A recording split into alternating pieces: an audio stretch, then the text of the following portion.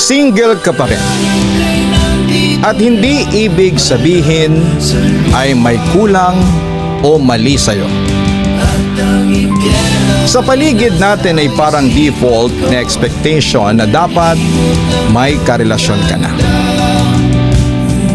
Kapag wala, may mga tanong ka agad. Ang choosy mo naman, bakit wala pa? Hindi ka ba nalulungkot?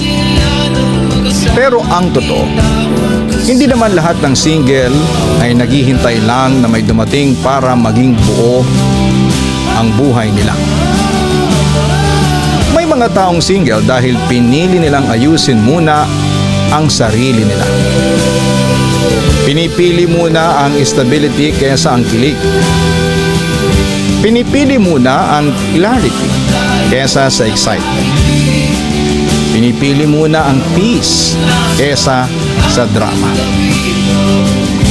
Hindi dahil takot magmahal, kundi dahil natuto na sa kung ano nga ba ang hindi na nila kayang balikan pa.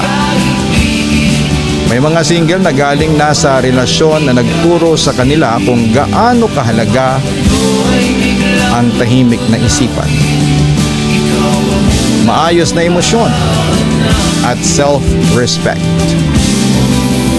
Na hindi lahat ng may label ay masaya at hindi lahat ng mag-isa ay malungkot.